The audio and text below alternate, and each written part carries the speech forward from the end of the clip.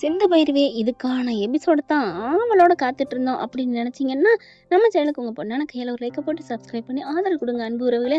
அடா ஆமாங்க, எப்படா இந்த மகா மாட்டுவா அந்த முண்ட கண்ணு உளிய உருட்டி உருட்டி உருட்டி இப்படி இப்படி இப்படி உருட்டி உருட்டி ஏய் சிந்து நீ தாண்டி பண்ண, ஏய் சிந்து நீ தாண்டி பண்ண, தொட்டதுக்கெல்லாம் இந்த இப்ப நீ தான் காரணம் அவன் தான் காரணம் சொல்றாங்க இல்லையா அரசியல்ல, அதே மாதிரி இவதான் காரணம் இவதான் காரணம் சிந்துவை பத்தி சொல்லிக்கிட்டே இருக்க.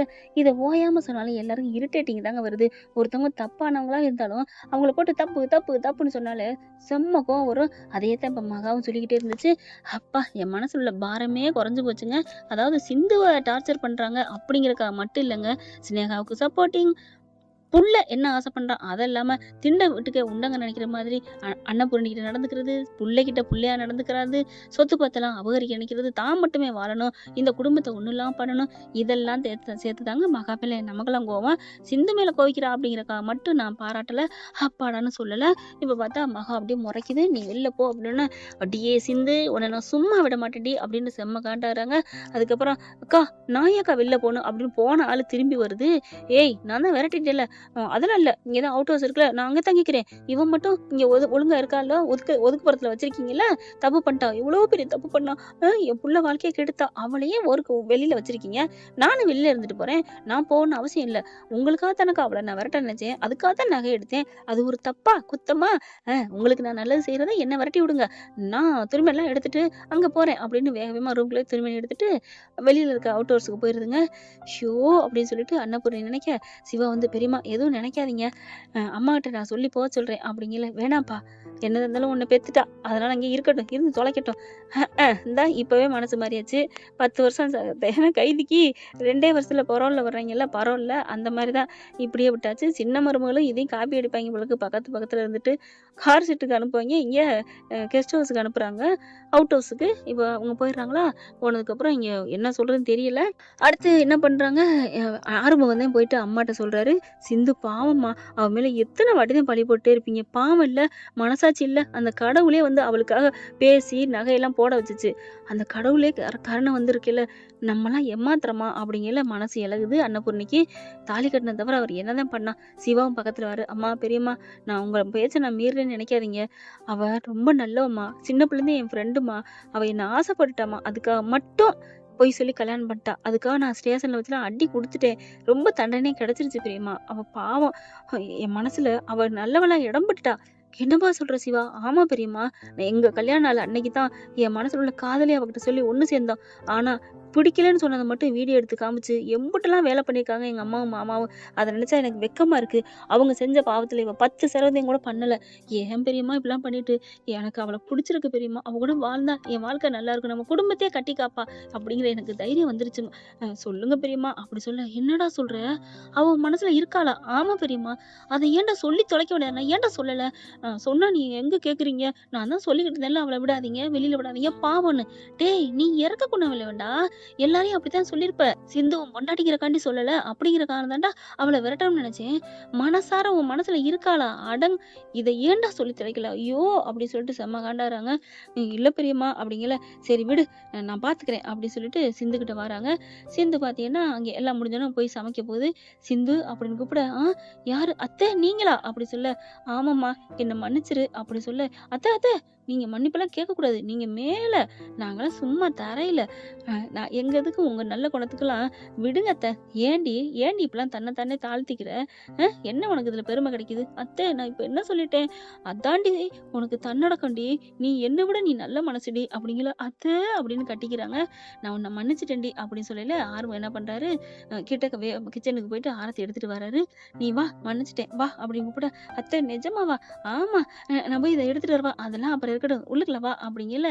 சிந்து ஒரு நிமிஷம் நில்லு அப்படின்னு சொல்ல, என்ன ஆர்வம் மச்சான் ஏதோ குரல் கொடுக்குறாரு, என்ன மச்சான் ஏன் இப்படி பண்றீங்க, நீ எப்படி வீட்டுக்குள்ள வரப்போச்சு, எப்படி வரப்போச்சு, நீ சொன்ன வார்த்தையெல்லாம் மறந்துட்டியா அப்படின்னு கத்த, நான் என்ன சொன்னேன் மச்சான், நான் ஒண்ணுமே சொல்லலையே, எங்க பெரியத்த ஆரத்தி எடுத்து என்ன கூப்பிடுவாங்க, அப்படி கூப்பிட்டாதான் நான் அந்த வீட்டுக்குள்ள வருவேன், அப்படி நான் கூப்பிட்டு வர வைப்பேன் அப்படின்னு சொன்னில்ல, அப்பாடா என்ன மச்சான் பயமுத்துட்டீங்க, சொன்னேன் தான், அப்புறம் ஆரத்தி கழிச்சு கூப்பிடாம உள்ளுக்குள்ள வரேங்கிற, ஐயோ மச்சான் மச்சான் அன்னைக்கு ஏதோ ஒரு அவசரத்துல சொல்லிட்டேன். இப்ப எனக்கு அதெல்லாம் தேவையில்ல.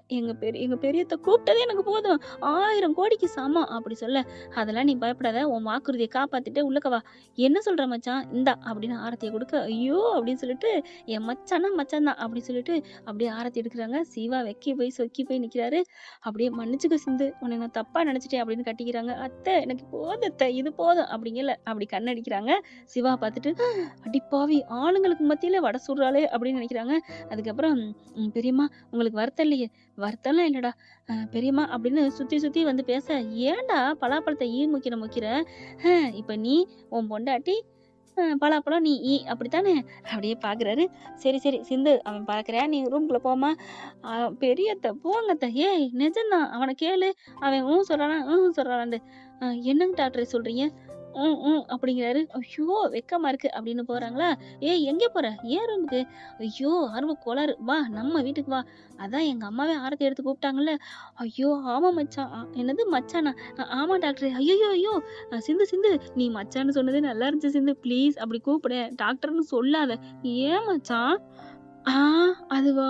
எல்லாருக்கும் புடிக்கல ஃபேன்ஸுக்கு. நீ டாக்டர்ன்னு சொன்னாலே காண்டாகுறாங்க. அப்படின்னு சிவா சிந்துகிட்ட சொல்ல, அவங்க காண்டாகுறக்காண்டி எனக்கு டாக்டர்ன்னு சொல்றது தான் புடிச்சிருக்கு. அம்மா தாயே அவங்க சொன்னதா சொன்னேன். அதுக்கு மேல உன் விருப்பம். கேட்டுக்கிட்டீங்களா ஃப்ரெண்ட்ஸ்? அவ டாக்டர்ன்னு சொல்றா. நான் என்ன பண்ண முடியும்? அப்படிங்கிறாங்க சிவா. அடுத்து வீட்டுக்குள்ளேயும் போயிடுறாங்க. ரூம்குள்ள போயிடுறாங்க. கதவை சாத்திடுறாரு. கோழிக்குண்டு கண்ணா அப்படின்னு சொல்லிட்டு கிட்டக்க வராங்க. பொய்யெல்லாம் பாடாதீங்க மச்சான். என்ன? என் கண்ணு ஒண்ணு கோழிக்குண்டு கண்ணு இல்ல. அதுக்கு என் தங்கச்சி கண்ணு வேணா சொல்லுங்க. நான் சும்மா பொந்துக்கண்ணு. ஏய் யாரு சொன்னா? அப்படின்னு கண்ணை அப்படியே தாங்கி பிடிக்கிறாரு. அப்படி தள்ளி விட்டு தலை அப்படி கீழே போயிருது. ஏந்துன மாதிரி பிடிச்சிட்டு அந்த கண்ணை அப்படியே ரசிக்கிறாரு. டிங் டிங் டிங் டிங் அப்படி மேலே கீழே அசையுது. இதுல பாரு 1000 கவிதை சொல்லுது தெரியுமா? அப்படி சொல்ல, ஐயோ டாக்டரே இதெல்லாம் உனக்கு வருதா? ஐயையோ 1000 கதையும் அம்சமா போச்சே.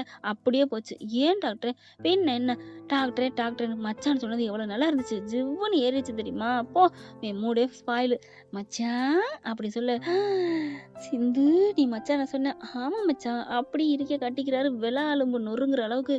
மச்சான் மேலு வலிக்குது விட முடியாதுடி. 1 வருஷம் ஆச்சு. அன்னைக்கே நம்ம கச்சேரி கொண்டாட வேண்டியது பிரச்சனையில உருவாக்கிட்டு நம்மளை பிரிச்சு வச்சுட்டாங்க. மாமாவா மச்சானா நீ எப்படி வேணாலும் கூப்பிடுமா. டாக்டரே எனக்கு எவ்வளவு சந்தோஷமா இருக்கு தெரியுமா? டாக்டரே நீ என்ன லவ் பண்றியா? என்ன நீ அந்த சந்தோஷம் கொண்டாட கூப்பிடுறியா? அப்படிங்கல. ஏய் இதெல்லாம் கூப்பிடுறியா வைக்கிறான்னு கேட்டுக்கிடுச்சு அப்படி சொல்ல, அதெல்லாம் தன்னால வருண்டி அப்படின்னு அப்படியே கிட்டக்க வராரு. சோல்டர்ல கையை வைக்க, டாக்டரே அப்படிங்கல. ஏ மச்சான் சரி டாக்டர் மச்சான் இது கூட ஓகே. டாக்டர் மச்சான் டிஎம் அப்படி சொல்ல, என்னது டிஎம்மா? ஆமா டாக்டருக்கு டி, மச்சானுக்கு எம். இது கூட நல்லா இருக்குடி. அதுக்கு மச்சான் டாக்டர்னு சொல்லேன். இது நல்லா இருக்குதுல்ல. ஓ எம்டி ஆக்க நினைக்கிறீங்க? ஆமா ஓகே எம்டி சார் அப்படின்னு சொல்ல, சார் எதுக்கு எம்டின்னு கூப்பிடு. ஓகே எம்டி அப்படின்னு சொல்லிட்டு கட்டி பிடிக்கிறாங்க. இன்னொரு வாட்டி சொல்லேன். Okay MD. ஐயோ டீ சொல்றாளே, என்னை எம்டி ஆக்காதம்மா. எம்டி சொல்லு எம்டி. ஐயோ நீ எப்படி வேணா சொல்லிக்க, ஆளை விடு அப்படின்னு சொல்லிட்டு காதை தொட்டி அப்படி ஜிமிக்கிய தட்டி விடுறாரு. அதுக்கப்புறம் காதை ஓரத்துல கொண்டு போய் தன் இதழ்களை பதிக்கிறாங்க. சிந்து அப்படியே சொக்கி போய் நம்ம சிவா தோல்ல சாஞ்சிடுறாங்க. அப்படியே அப்படின்னு கழுத்தை ஆட்டிட்டு அலைக்க தூக்கி கொண்டே கட்டில் மெத்தையில போட்டுறாங்க. கும்பிடுத்தாங்க. முடிஞ்சு போச்சு சொல்லி 2 பேரும் ரொம்ப ஹாப்பியாகிறாங்க. பாத்தீங்களா கெட்ட சக்தி வெளியில போனோன்னு நல்லது இறங்கிருச்சு உள்ளுக்குள்ளேன்னு சொல்லணும். பார்க்கலாம் அம்மா தானே விடமாட்டாங்க. சீக்கிரத்துல கூட்டிட்டு வருவாங்க. என்ன ஃப்ரெண்ட் இப்படிலாம் போனா நல்லா தானே இருக்கு. அப்புறம் என்னங்க கவலை? சிந்துவும் சிவாவும் நைட்டு ஃபுல்லா சூப்பரா என்ஜாய் பண்ண போறாங்க. அதுதான் நடக்க போகுது. அதுக்கப்புறம் சில பல சண்டைகள் சச்சரவுகள் வரத்தான் செய்யும். ஏன்னா கண்மணி அன்புடல சூப்பரா பட்டாம்பூச்சியா அதென்ன கரப்பாம்பூச்சியில ஒண்ணு சேர்ந்தாங்க பிரிஞ்சாங்க. சேது தமிழ் ஒண்ணு சேர்ந்தாங்க பிரிஞ்சாங்க. அதுக்கப்புறம் லவ் வருது இல்லையா? அதுலதான் ஒரு கிக்கு. அது மாதிரிதான் எல்லா கதையும் கொண்டாடுவாங்க. பார்க்கலாம் ஃப்ரெண்ட்ஸ். தேங்க்யூ. இந்த வீடியோ உங்களுக்கு பிடிச்சிருந்தா தயவு செய்து லைக் பண்ணுங்க. இன்னும் அப்டேட்ஸ்க்காக சேனலை சப்ஸ்கிரைப் பண்ண மறக்காதீங்க. நம்ம கிட்ட இருக்க எல்லா சேனல்ஸோட லேட்டஸ்ட் வீடியோ அப்டேட்ஸ்க்காக மேல ரைட் சைடுல காட்டுற லிங்கை கிளிக் பண்ணி வாட்ஸ்அப் குரூப்ல ஜாயின் பண்ணுங்க. உங்களிடம் விடைபெறுவது நான் உங்கள் மெஹர்.